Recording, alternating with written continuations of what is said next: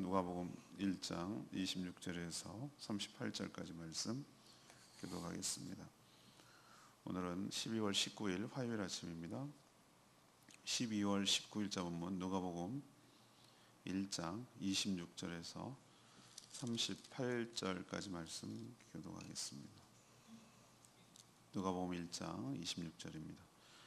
여섯째 달에 천사 가브리엘이 하나님의 보내심을 받아 갈릴리 나사렛이란 동네에 가서 다윗의 자손 요셉이라 하는 사람과 약혼한 처녀에게 이르되, 그 처녀의 이름은 마리아라. 그에게 들어가 이르되, 은혜를 받은 자여 평안할지어다. 주께서 너와 함께 하시도다 하니, 처녀가 그 말을 듣고 놀라 이런 인사가 어찌함인가 생각하며, 천사가 이르되, 마리아여 무서워하지 말라. 내가 하나님의 은혜를 입었느니라. 보라, 내가 잉태하여 아들을 낳으리니 그 이름을 예수라 하라.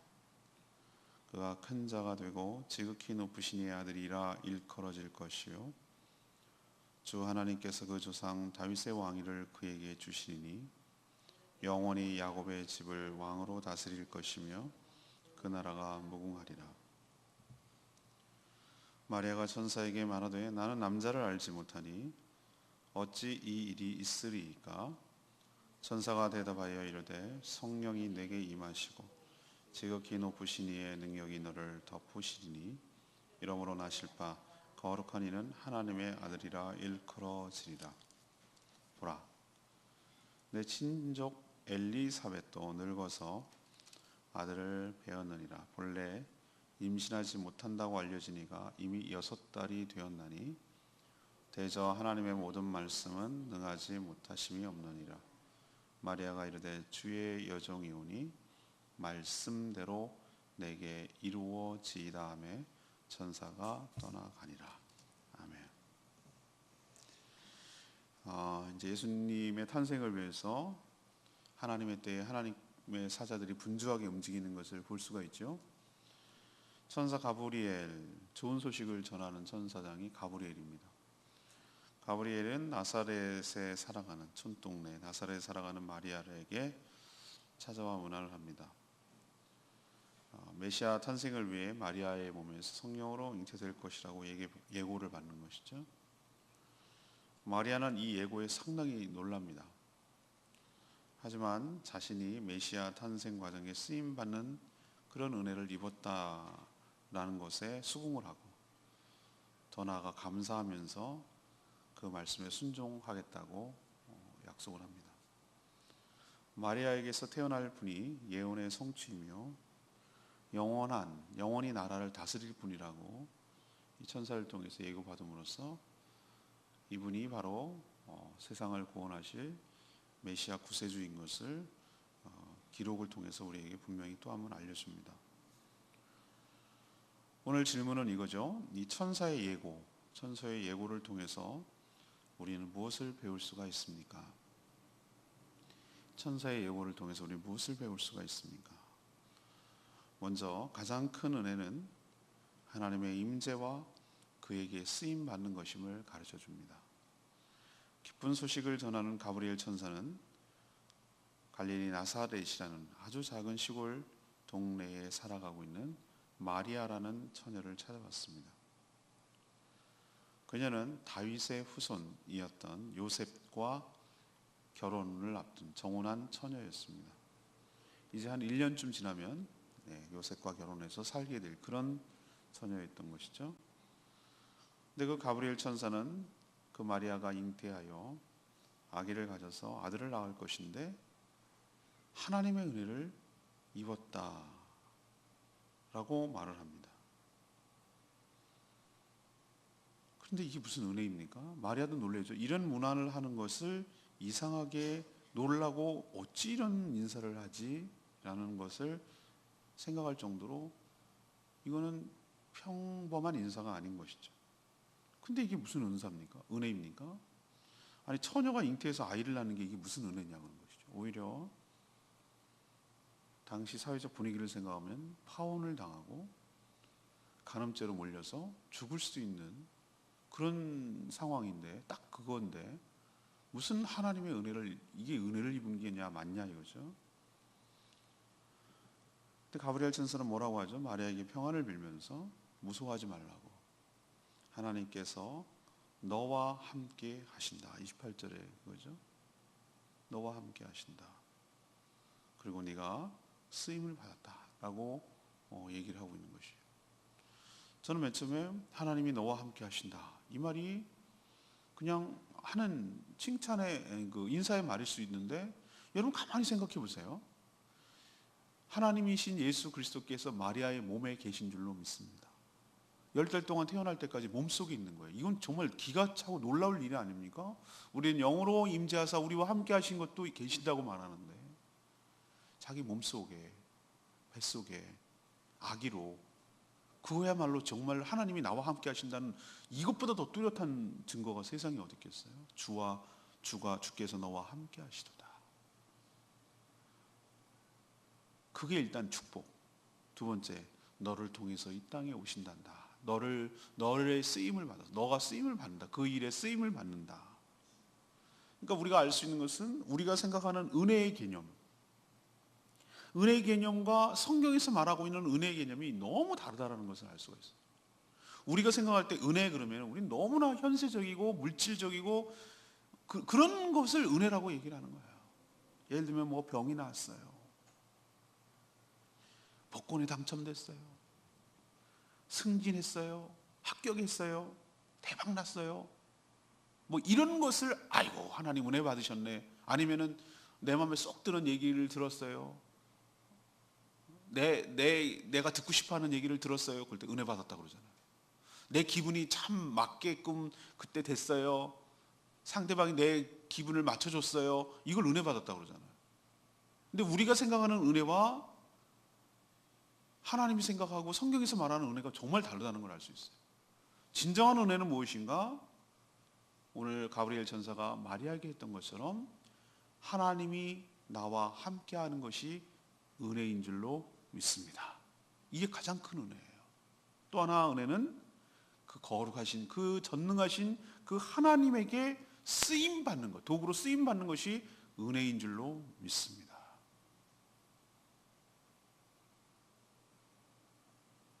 삼성 이건희 회장 아들 이재용 씨 찾아가가지고, 회장님, 부회장님, 제가 월급 안 받겠습니다.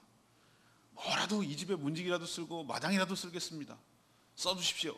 이렇게 얘기하면은 그 집에서 누가 뭐라 그럴까요? 아니 어디 신기 나타나가지고 어디, 야 내쫓아라. 그러고 만나보지도 못하고 집에도 들어가지 못하고 경찰서에 끌려갈 수도 있습니다. 이상한 사람 나타났다고. 써달라니까요. 우리는 써주는 게 출세예요. 대통령이 아무나 씁니까? 오늘 아침에 라디오 듣고 오는데 청와대 부대변인 고민정 전에 아나운서였어요. 그 사람이 그걸 하고 부대변인이 됐어요. 아무나 씁니까? 청와대 아무나 출근합니까? 쓰는 자체가 영광이고 큰 은혜인 것이에요. 나라를 위해서 일할 수 있는 기회를 얻은 거니까. 세상 사람도 이럴진데 천지 만물을 지으시고 창조하시고 주권자 되시는 하나님께, 하나님의 뜻을 위해서 쓰임을 받는다?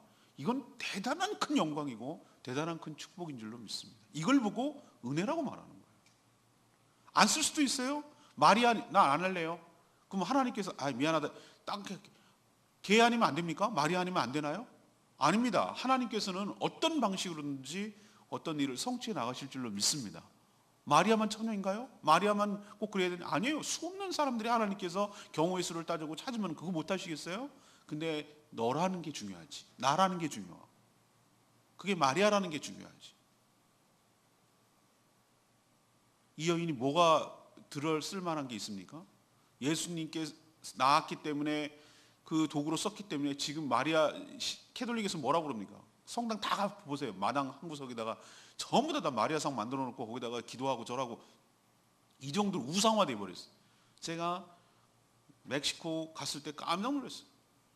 거기는 과달루페라고 그래가지고 걔네들식의 마리아가 숭상하고 있어요. 미신처럼. 이 정도로, 물론 이게 잘했다는 게 아니라 보세요. 성경에 계속 성탄절마다 마리아, 육신의 어머니 마리아, 마리아, 마리아 얘기하잖아요. 얼마나 영광입니까? 이 미천한 여인이, 시골뜨기. 이렇게 살아갔던 여인들이 이스라엘 당시만 해도 역사적으로 한두 명이었겠어요? 수없는 사람들이 있었을 거라고요. 그러나 이 귀한 일에 하나님께 쓰임받는 것, 이런 여인도 하나님께 들어쓰셨다면 우리도 하나님께서 들어쓰지 않을 이유가 없는 줄로 압니다. 이게 영광이고 이게 은혜고 이게 축복인 줄 압니다. 그럴 때 우리도 하나님께 쓰임을 받을 때, 하나님이 나와 함께 해주셔서 쓰임을 받을 때 우리도 뭐라고 얘기하냐면은 하나님의 은혜를 입게 되며 평안을 누리게 될 줄로 믿습니다. 오늘 뭐라고 천사 가브리엘이 마리아에게 인사를 했죠? 28절, 은혜를 받은 자여 평안할지어다, 주께서 너와 함께 하시도다. 이런 축복을 여러분도 받게 되기를 기원합니다. 뭐가 축복입니까? 주님이 함께 하심으로 누리는 평안이 축복일 줄로 믿습니다. 주님께 쓰임받는 것이 축복이고 은혜인 줄로 믿습니다. 여러분도 하나님께서 들어 쓰시기를 축복합니다. 하나님이 함께 하시는 축복이 있기를 바랍니다. 이게 은혜고 축복이라는 거예요. 자, 그럼 두 번째 얘기, 예수님의 탄생은 하나님이 약속하신 언약을 성취하는 것이라는 것을 가르쳐줘요. 하나님의 약속하심의 성취라는 거예요. 자, 하나님의 지혜는 우리의 상성을 초월하고 탁월하셔요. 왜 하나님이 지혜의 근본이라고 그러는지 알 수가 있어요. 모든 지혜는 거기서부터 나와요. 그분이 지혜예요. 하나님은 이미 메시아에 대해서 몇 가지 이미 약속하셨어요. 생명의 3대에 말씀드렸죠. 뱀으로 변신한 사단에게 벌을 주면서 에덴 동산에서 여자의 후손이 너의 머리를 칠 것이라고. 근데 왜 남자의 후손이 아니고 여자의 후손일까? 우리는 그냥 지나갈 수 있는 말이었어요. 근데 이거 굉장한 의미심장한 말이에요. 하나님은 벌써 그 벌을 내리실 과정서부터 구원할 계획을 갖고 계신 줄로 믿습니다. 여자의 후손 마리아에게서, 동정녀 마리아에게서 태어날 것을 이미 예고하셨어요. 그때부터. 그 다음에 다윗에게 뭐라고 언약을 하셨냐면 너의 후손에게서 메시아가 나올 거라고, 영원한 왕위가 너에게로 나올 거라고, 그 사무엘상의 예언을 해놓으셨어요. 약속하셨어요. 이것 말고도 수없이 많습니다. 예수님의 탄생에 대해서는 뭐 미가 선지자는 뭐라고 얘기했습니까? 베들레헴에서 태어날 거란 얘기. 이사야 선지자는 뭐라고 했습니까? 처녀가 잉태하여 아들을 낳을 거란 얘기. 이런 뭐 이걸 다 조합하면은 구약에서 언급되고 있는 메시아 탄생은 얼마나 막 엄청나게 많이 나와요. 근데 오늘 두 가지만 얘기합시다. 여자의 후손으로 태어날 것, 하나님이 창세기 얘기한 거. 사무엘상에서는 다윗의 후손으로 태어날 것. 이 두 가지만 충족시켜야 될 것. 본인이 약속한 것을 어기면 안 되잖아요. 근데 이 두 가지를 동시에 충족시키는 것이 얼마나 어렵다는 걸 여러분 아셔야 돼요. 왜 어렵냐? 아니 마리아에게서 태어나면은 여자는 충족되는 건 맞아. 그러면은 요셉의 자손으로 태어나야 될 거 아니야. 아니 다윗의 후손으로 태어나야 될 거 아니야. 그래서 하나님께서 생각한 지혜가 뭐냐면은, 저는 제가 말씀드렸죠.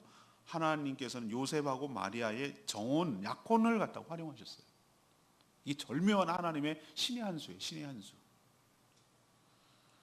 우리가 생각하는 이 정혼, 우리가 생각하는 이 약혼은 우리가 생각하는 그런 개념이 아니에요. 요즘은 결혼식 청첩장 찍어놓고도 들어갈 때 안 돼가지고 파혼당하는 가끔 나오지 않습니까? 가끔 그런 일 경험하지 않습니까? 요즘은 뭐 결혼해도 뭐 그럴 수 있다고 생각하잖아요.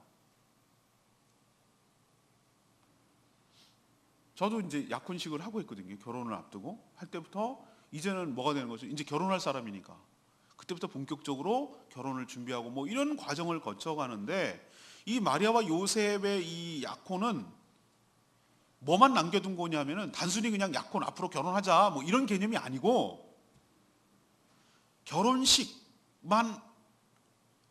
해서 같이 사는 것만 아닐 뿐 이 둘은 이미 법적으로는 부부 관계로 취급하는 분위기였어요.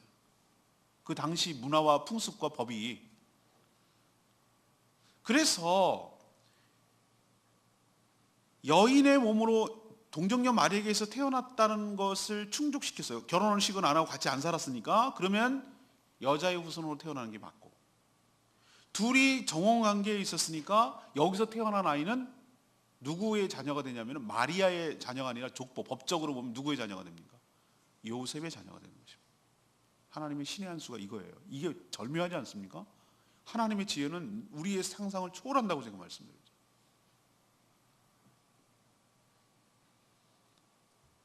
처녀 마리아의 몸에서 성령으로 태어나게 하셔야 될 이유가 뭡니까? 죄가 없이 태어나셔야 됩니다.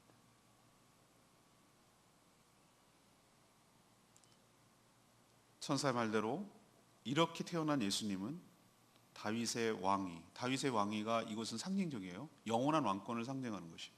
그가 다스릴 나라, 하나님의 나라죠. 그 나라는 영원하다고 했어요. 하나님은 오래전 많은 종들을 통해서 예언한 그 약속을 지켜내시는 분이에요. 왜? 그분은 신실하신 하나님이시거든. 하신 약속에 대해서 어김없는 하나님이시거든. 그래서 믿을 수가 있거든요. 우리 인간은 자기가 한 약속, 그때는 그렇게 하고 싶었겠죠. 근데 상황이 다르고 조건이 다르고 뭐가 또 형편이 안 되고 그러면은 못 지킬 수 있는 게 인간이에요. 이게 인간이에요. 한계가 있어요. 그래서 인간에게 붙이기를 신실하다 표현을 쓰지 않아요. 신실한 것은 하나님만이 신실한 줄로 믿습니다. 왜 신실하다 그러냐면 하신 약속과 하신 말씀에 대해서 책임을 책임지시고 그 말 그대로 행하시는 분이기 때문에 그렇습니다. 그럼 이게 어떤 의미가 있는데요, 나에게? 의미가 있죠. 하나님은 이렇게 신실하시게 약속하신 대로 메시아 예수 그리스도를 태어나게 하셨다면 하나도 어김이 없이 우리에게 예언되어 있고 또 우리에게 약속되어 있는, 일단 예언되어 있는 것부터 치면은 예수님이 다시 오셔서 새하늘과 새 땅을 만드시고 우리를 영생을 누리는 존재로 변화시킨 후에 우리와 더불어, 주님과 더불어 영원히 왕노릇하도록 우리를 옮겨가게 되실 줄로 압니다. 이 약속이, 예언이 지금 하시는 거 보니까 믿을 수가 있어요. 우리도 사람을 믿을 때, 또 어떤 사람을 믿을 때 그 약속이 계속 성취되고 그 약속대로 하는 일관성이 있다는 것을 볼 때 신뢰가 생기잖아요. 하나님께서 이렇게 하시는 것을 보고 앞으로 되어질 일들에 대해서 우리는 신뢰할 수 있는 줄로 믿습니다. 또 하나, 수많은 성경의 약속들이 엄청나게 많이 있어요. 이렇게 하면 이렇게 할 것이다, 이렇게 하면 이렇게 할 것이다, 이렇게 하는 어떤 그 조건적인, 이렇게 하면 이렇게 할 것이다 약속들이 수없이 깔려 있어요. 그 약속도 우리가 그대로 이행하면 그 말씀대로, 약속대로 성취하여 주실 줄로 믿습니다. 이게 신실하신 하나님이라는 뜻이에요. 그럼 우리가 어떻게 알 수 있습니까? 예수님의 탄생 과정을 보면 알 수 있겠어요. 하나님은 하신 약속을 신실하게 성취해내시는 하나님이신 줄로 믿습니다. 마지막 세 번째는 하나님에게는 불가능이란 없기 때문에 믿음으로 순종할 수 있다는 것이죠. 마리아는 가브리엘이 전한 소식이 놀랍기도 했지만 믿을 수가 없었어요. 왜 그러냐면 이게 우리가 생각해도 말도 안 되는 얘기거든요. 그래서 뭐라고 얘기합니까? 저는 34절에 얘기하죠. 나는요 남자를 알지 못하니 어찌 이 일이 있으리이까. 이 표현이 무슨 둘러서 말하는 거죠? 저는 남자와 관계하지 않았는데 어떻게 처녀가 아이를 낳는단 말입니까? 당신이 말하는 그 소식도 지금 놀랍지만 그게 가능한 일입니까? 라고 얘기하는 거예요. 그걸 나한테 얘기해 주는 것도 놀랍지만 그게 물리적으로 가능하다는 얘기예요? 라고 지금 묻는 거예요. 아무리 무식한 사람도 자기는 알 거 아니에요. 자기는 알잖아요. 자기니까, 자기 몸이니까. 근데 가브리엘 천사가 뭐라고 얘기하죠? 성령이 임하시고 하나님의 능력이 너를 덮을 때 불가능한 일이 없다. 이 말이 얼마나 은혜가 되는지 몰라요. 그렇다면 우리도 이렇게 칩시다. 그게 가능한 얘기입니까? 그게 말이 됩니까? 그게 있을 수 있는 얘기입니까? 우리는 맨날 우리 수준에서 하나님을 제한하려고 해요. 말이 안 되지. 무리로 어떻게 사람이 걷습니까? 어떻게 말씀으로 천지를 창조합니까? 말이 안 되죠. 말이 안 돼요. 어떻게 바다가 갈라집니까? 말이 됩니까? 우리는 맨날 이런 식으로 하나님 하시는 일을 제한해요. 왜? 원래부터 그랬잖아요. 원래부터 그런 게 어디 있어? 하나님께서 원래부터 그렇게 만드시지 않았잖아요. 하나님께서 행하시는 것이 없는 것에서 만들어낼 수 있는 분인데 그 일을 하는 게 그게 뭐가 어렵냐고요. 저는 하나도 안 어렵다고 생각하는데요.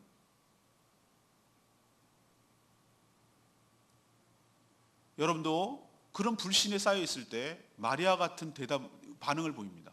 저는 남자를 알지 못하는데 어떻게 그게 가능한 일입니까? 이렇게 물을 때가 있어요. 근데 오늘 하나님께서 가브리엘 천사를 통해서 여러분에게 하시는 얘기를 들으시기를 바랍니다. 35절 말씀.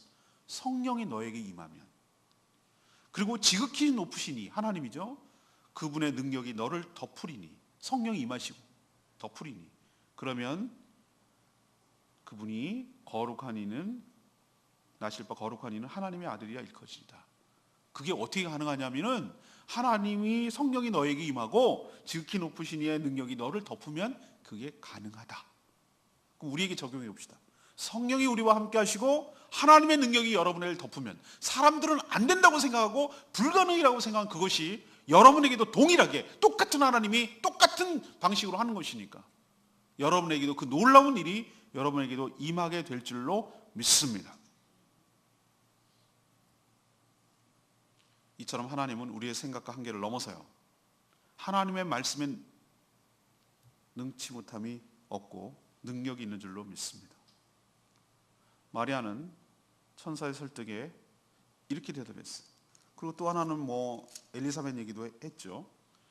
근데 저는 이 37절의 얘기, 마리아의 반응이 참 아름답다고 생각해요. 하나님 이런 사람을 쓰세요. 마리아가 뭐라고 얘기합니까? 주의 여종이오니, 38절에 말씀대로 내게 이루어지이다. 하나님의 모든 말씀 능치 못함이 없습니다. 이렇게 천사가 설득하니까 반응하잖아요. 주의 여종이오니, 주의 말씀대로 이루어지기를 원합니다 라고 순종하는 거잖아요. 여러분, 이 순종이 뭘 의미하는 거 아시겠죠? 상당한 부담감을 안는 겁니다. 남편은, 요셉은 어떻게 생각할까 나를? 그리고 10달 동안 내가 원치 않은 임신을 해가지고 이런 고통과 아기를 다 가져보신 분은 알잖아요. 그 고통과 수고로움을, 해산의 어려움을 겪어야 되는 거잖아요. 나는 원치 않았지만 그걸 자신을 헌신, 진짜로 헌신이잖아요. 헌신, 자신을, 몸을 내어주는 거잖아요. 그 수고로움을 감당하는 거잖아요. 사회적인 여러 가지 눈을 의식해야 되고 이런 모든 것들을 다 자기가 감수하겠다는 거 아니에요. 왜? 하나님께서 그렇게 하시겠다 하니 나는 주의 여종이오니 주의 말씀이 나의 삶에 이루어지겠습니다라고 기꺼이 순종하는 것이잖아요. 저는 이 과정이 너무 아름다운 거예요. 왜 그러냐면 하나님은 인격적이신 분이라는 게 저는 여기서 실감이 나는 거예요. 인격적이라는 얘기는 뭐냐면은 하나님께서 강압적으로 자기 피조물을 열어가지고 그냥 통보 없이 얘기도 해주지 않고 설득하지도 않고 하라고 해도 할 수 없는 거예요. 이거 왜, 무슨 일이 생겼지? 왜 이러지? 라고 해도 안 알려줘도 할 말 없는 거잖아요. 근데 하나님께서 가브리엘 천사를 보내셔서 이 인간 미물인 그 여인, 이제 16이나 됐을까? 그 마리아 처녀, 이제 고등학생 정도 돼 보이는 그 처녀에게 지금 이걸 설명하고 설득하고 납득시키려고 애를 쓰시고 이렇게 하는 과정 자체가 나는 너무너무 경이로운 거예요. 왜 이렇게 하실까? 하나님의 뜻을 이룰 때 강제적으로 이행하지 아니하시고, 하나님 인격적이란 말이 그 말이에요. 우리 같은 미물인 사람을 상대로도 끝까지 설득하고 납득하게 하고 자원하는 마음으로 자발적으로 기꺼이 믿음으로 순종하도록까지 이끌어내도록 하나님께서 우리를 다루시는 분인 줄로 믿습니다. 저는 영적 기도할 때 난 그 말도 너무너무 멋있는 거예요. 내가 문 밖에서 두드리노니 문을 열면 너는 나에게로 들어오고 나는 너에게로 들어가고, 그래서 더불어 함께 먹겠다고 그 말씀하시는데 이 말조차 너무너무 저는 좋은 거예요. 왜 좋으냐면은 하나님이 야 문 열어라! 그리고 뻥 차고 들어갈 수도 있잖아요. 근데 그렇게 안 하신다고. 구원이 그렇게 한 영혼이 중요하고 예수님이 내 안으로 들어오는 것이 그렇게 귀하고 하나님의 자녀가 되는 굉장히 중요한 과정이라고 한다면은 하나님 강압적으로도 할 만한데 하나님은 우리를 그렇게 다루시지 않고 인격적으로 다루시는 하나님이신 줄 믿습니다. 우리 같은 피조물을 존중한다 이 말이에요. 그래서 설득하는 거예요. 문을 네가 열어주기를 원하는 거예요. 네가 스스로 선택하고 네가 스스로 그것을 자원하는 마음으로 믿음으로 취하기를 원하는 거예요. 이 마리아를 설득하는 과정을 보세요. 뭐라고? 인간이 뭐라고? 이 값진 것이 영광인 줄 알아 이것들아 이러면서 막 할 수도 있는데 그렇게 안 하시고 막 엘리사벳도 네 친족 엘리사벳도 원래 못 가는 거 알지? 지금 나이 많아서 원래 아기를 못 낳는 여자인데 지금 6개월 임신했어 뭐 이런 얘기도 하고. 이게 어떻게 가능해요? 하나님께서 능력이 임하시면 가능하단다 이렇게 설득하고 그래서 무엇을 끌어내려고 하는 것입니까? 그 여인에게서 주의 여종이오니 말씀대로 내게 이루어지기를 소망합니다 라고 믿음으로 순종하는 것까지 끌어내시잖아요. 저는 이런 하나님이 우리에게도 동일하게 접근하시고 동일하게 대하시는 하나님이신 줄로 믿습니다. 우리 강압적으로 행하지 않으세요. 저도 그렇게 되기를 원해요. 이것을 보고 많이 배워요. 제가 목회를 할 때 성도들을 상대로 대할 때 가장 좋은 것은 뭐냐면은 억지로 하는 거는 안 해요. 옛날에는 막 그 카리스마적으로 막 목회자들이 막 이렇게 그거 난 좋지 않은 것 같아요. 때로는 그렇게 하고 싶은 충동이 막 이렇게 나가고 있어요. 이게 너무 뻔한데, 이렇게 하면 분명한데, 이렇게 하면 옳은데, 이렇게 생각이 들 때도 자꾸 하나님을 생각해요. 나 같은 자를 대할 때도 끊임없이 설득하고 끊임없이 깨우쳐주고 끊임없이 기다려주고 끊임없이 이렇게 해서 자기가 스스로 깨닫고 동의가 되고 납득이 되고 이해가 되고, 그래서 스스로 자발적으로 헌신하고 자기를 내어주고 자기가 주도적으로 그렇게 하는 것처럼 해야 그게 은혜가 되는 것이고, 그게 영광이 되는 것이고, 그게 축복이고, 그게 정말 덕스러운 줄로 믿습니다. 하나님 그렇게 하세요. 그럼 우리도 그렇게 해야 될 줄로 믿습니다. 때로는 우리 아들 대할 때 보면 제가 막 속 뒤집어져요. 어떨 때 우리 아들 생각하면, 우리 부모님도 우리 어머니도 계시지만 저를 대할 때도 그랬을 것 같아요. 근데 부모가 돼 보니까 무한히 참아야 되고, 무한히 기다려야 되고, 무한히 이해해야 되고, 무한히 설득해야 되고, 무한히 그렇게 해야 돼요. 그게 뭐냐면 너 배우라는 거예요. 배우라는 거. 하나님이 너를 그렇게 대해. 하나님이 너를 그렇게 대한다. 능력이 없어서가 아니야. 막 욱박질리는 거 못해서가 아니야. 나가 미천하고 무둔하고 미련한 이 존재를 끊임없이 설득하고 끊임없이 이해시키려고 하고 끊임없이 가르쳐주고 끊임없이 베풀어주고, 그래서 그 감동이 돼서 마음의 동의가 되어가지고 그렇게 하겠습니다 라고 스스로 헌신하고 자발적으로 할 때까지 하나님 우리를 참아주시고 기다려주시고 이해시키고 설득하시는 하나님이신 줄로 믿습니다. 하나님 이렇게 행하시는 분이라고요. 그러니 여러분도 마리아처럼 믿음으로 순종하는 저와 여러분 되기를 소망합니다. 전 역시 내면의 말씀은 38절 말씀이요, 주의 여종이니 말씀대로 내게 이루어지이다. 아까도 말했지만 우리는 천사의 말을 쉽게 생각하지만 당사자인 마리아는 이건 감당하기에 너무나 버겁고 두려운 사명이에요. 가족은 어떻게 생각할까? 어머 제가 웬일이니? 막 이러면서 친정 식구들은 어떻게 생각할까? 처녀가 뭐 애를 낳아도 할 말은 요즘 있다고 그러지만 다들 속담에 그런 게 있잖아요. 이거 어떻게 생각할까? 내 친구들은, 우리 동네 사람들은, 빤한 동네 나사렛인데 제일 걱정되는 게 남편 어떡하지? 요셉은 뭐라고 생각할까? 나 이상한 여자로 보지 않을까? 이런 5만 가지 생각이 나지 않았겠어요?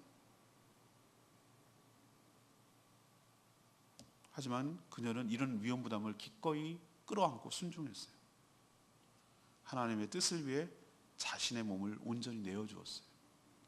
이것이 진정한 헌신이잖아요. 헌신. 주의 종이오니, 이 말에 저는 밑줄이 커져요. 그래요, 우리는 주의 종이에요. 목사님만 주의 종이죠? 아니요, 우리는 모두 다 주의 종이에요. 종은 주인의 말에 순종하는 것이에요. 절대 순종. 지난주 생명의 삶 할 때 우리가 그러면 하나님의 뜻을 어떻게 포도나무처럼 붙어 있을 수 있습니까? 그 얘기를 했어요. 그 얘기를 다루는데 세 가지 얘기를 하는 거예요. 세 가지. 그 중에 하나가 뭐냐면은 나에게 주신 것들을 일단은 기도와 말씀으로 내가 영양분을 공급받아야 됩니다. 그 얘기가 첫 번째고, 두 번째는 성령께서 나에게 회개를 시키면 즉각 회개해서 죄의 문제를 해결해야 됩니다 라는 것이 두 번째고, 우리가 주의 일을 할 때 어떻게 해야 되는지를 가르쳐주는 거예요. 세 번째는 뭐냐면은 하나님께서 하시는 명령에 대해서 절대 순종하는 거예요. 이해를 초월해서. 내가 이해돼서 하는 게 아니에요.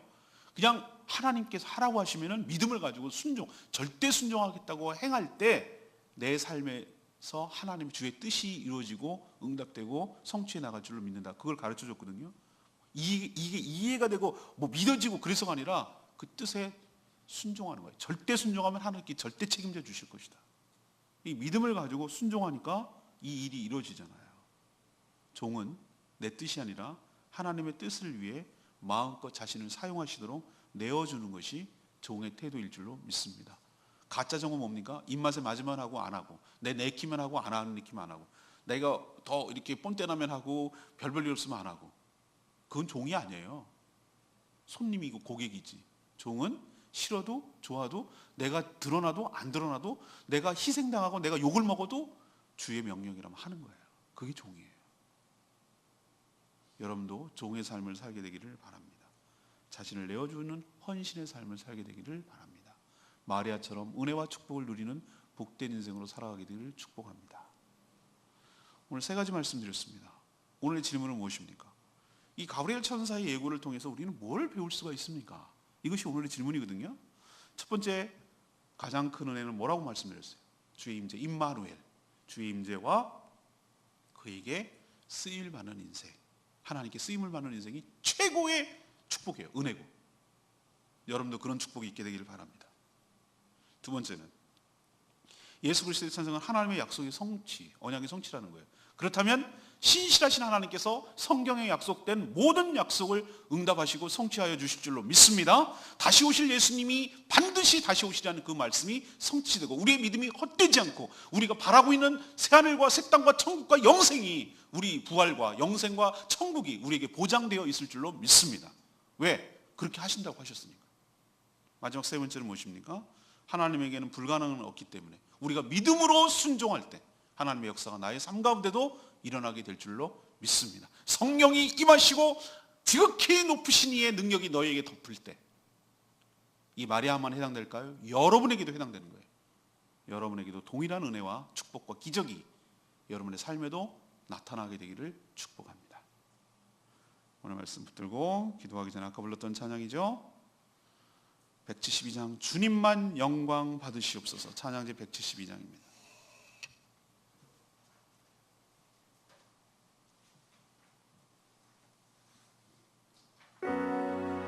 172장 찬양집.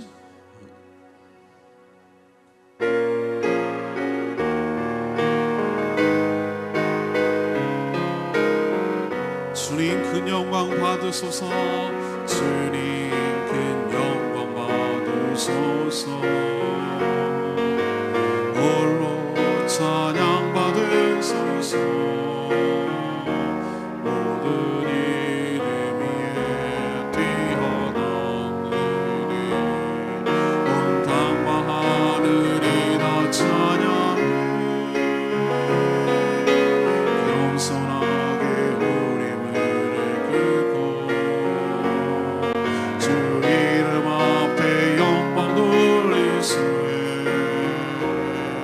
모두 전하세 독생자 예수.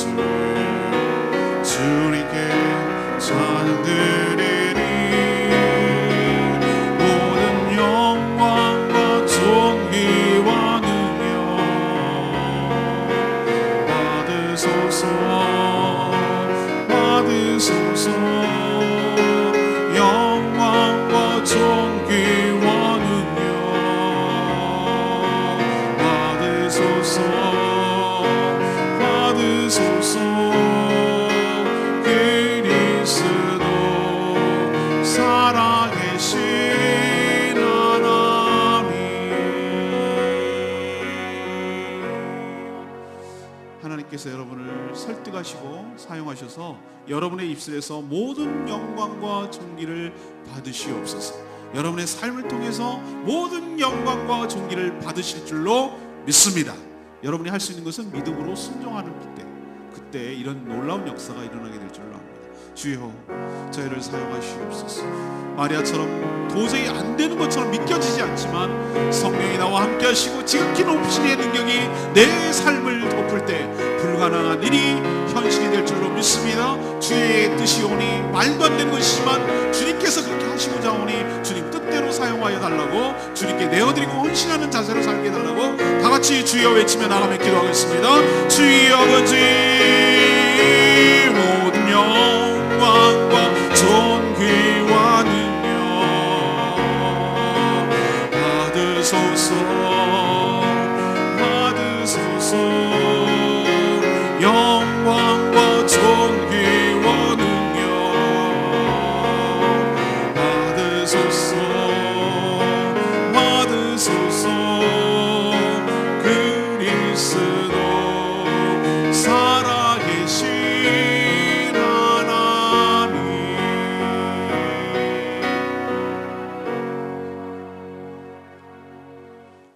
참 신실하신 하나님을 찬양합니다. 한 번 하신 약속을 반드시 지키시는 분임을 믿습니다. 지금도 앞으로도 하신 약속을 지키실 줄 믿습니다. 저희도 때로는 저희 머리로 이해가 되지 않는 일일지라도 저희 같은 미천한 자까지 들어 쓰시는 하나님의 은혜에 감격하며 기쁜 마음으로 자신을 기꺼이 내어주게 하여 주시옵소서.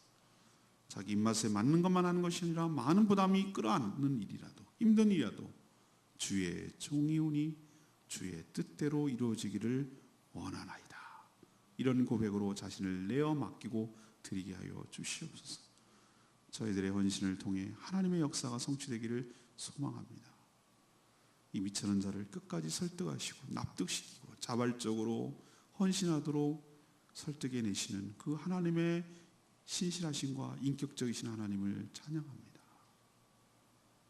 오늘도 말씀을 통해 내가 어떻게 살아야 될지 깨닫게 하시고 내가 뭘 해야 될지 알게 하여 주시고 마리아처럼 기꺼이 자신을 내어주는 복된 인생으로 살게 하여 주시옵소서. 오늘도 하나님께 엎드려 간구하는 기도 제목마다 응답하여 주시고 특별히 육신이 연약하여 질병 가운데 있는 분들 치유하여 주시고 회복하여 주시고 강건하게 되어서 몸된 교회를 위하여 온전히 헌신할 수 있도록 축복하시고 계속되는 가정교회 특별집회에 축복하시고 모든 성도들이 함께 나와 우리가 왜 사는지 내가 왜 일을 해야 되는지를 깨닫고 주님께 온전히 헌신할 수 있도록 축복하여 주시옵소서. 주님께 모든 것 맡겼고 예수 그리스도 이름으로 축복하며 기도합니다. 아멘. 오늘 하루도 주님의 은혜로 살아가는 복된 하루 되길 축복합니다. 오늘 저녁 내일 저녁 있을 가정교회 집회를 위해서 꼭 기도해 주시고 참여해 주시기 바랍니다. 기도하겠습니다.